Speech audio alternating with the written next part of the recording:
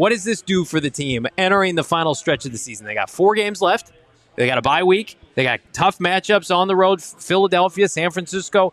Does this build confidence, do you think, for this Cardinal team? It does. And going into a bye week with a W is huge, right? Because you've got confidence off of a win. You get some rest. You get some of your guys that are banged up. They can get healthy again, get back into the lineup, and be ready to go by your next game. But confidence is everything, especially when you've had a season where you're 2-10, right? Now you get that third win. It brings you up into it. You get confidence. As you come back, you finish the last 4 games strong, heading into a 2024 season where you're hoping to have good things. So I think this does everything for the team. Like I said earlier, as many wins as they can pull out of these next 4 games.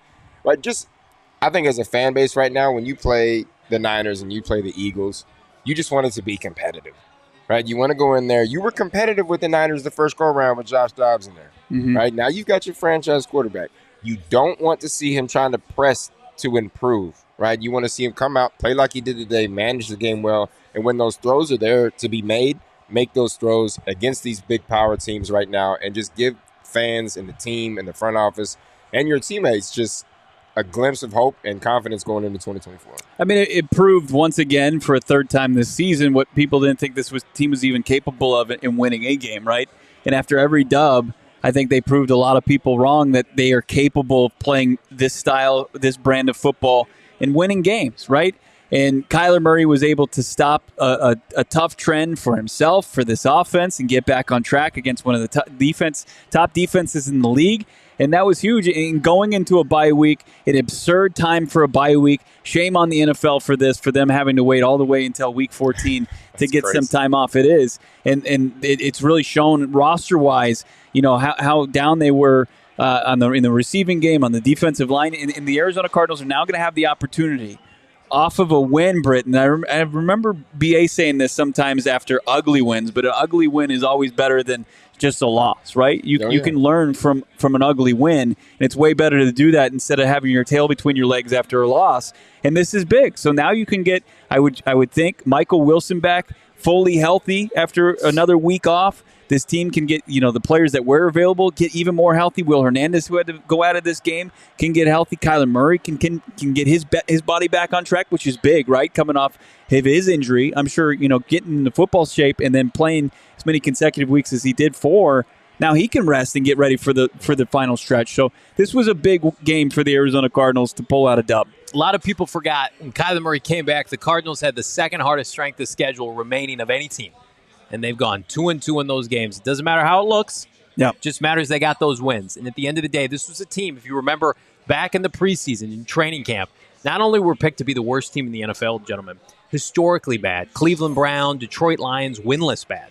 And that's what people were saying about this franchise.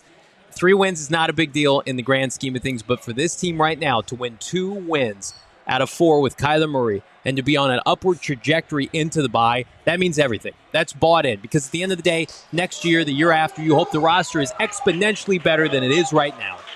And then the Kyler Murray is the quarterback, the conductor for all of this, and maybe even more important, that Jonathan Gannon is the guy short-term, long-term. Because I've seen enough from Jonathan Gannon. I know he can master his side of the football defensively. I know he can go into Pittsburgh with Pittsburgh having playoff aspirations and Gannon having a limited roster and beat Mike Tomlin straight up one-on-one. That, to me, tells you everything you need to know short-term, big-picture outlook for this franchise, and they're only going to get better. This is not a situation where it's like, you've got everything pushed, the chips all in the middle of the table like the Jets, and they're going to blow it up. Everybody's going to get fired. The Cardinals are just getting started. And they're getting started, I think, now with their quarterback and their head coach of their franchise, gentlemen.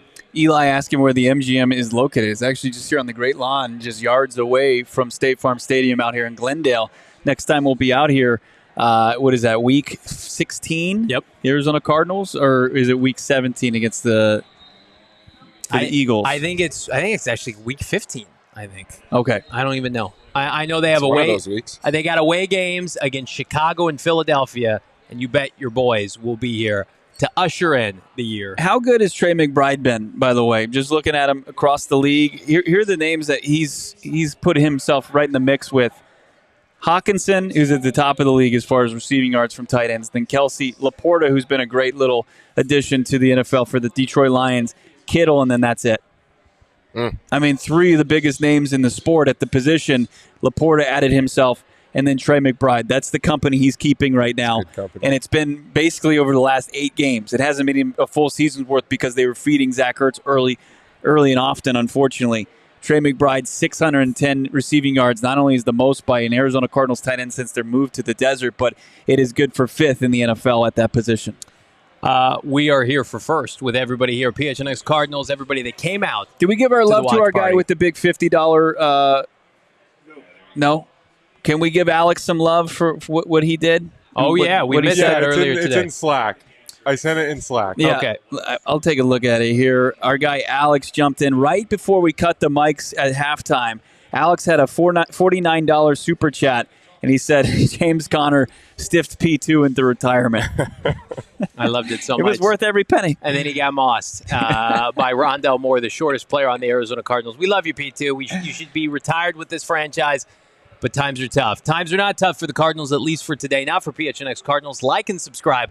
Leave us a 5-star wherever you get your programming. Like this video again. Over 300 likes. Yep. Subscribe to PHNX Sports on YouTube. And for the love of the football gods, get PHNX_Cardinals on Twitter. Over 10,000. Please help us. We're begging you. Create accounts, fake accounts, whatever you got to do. Get it over 10K. In the meantime, Bo Brock, Britton Golden, thank you, producers, Jacob, Emma, everybody that came out, Max, the entire diehard community. I'm Johnny Venerable. We're back on a Football Victory Monday. Mañana. Peace.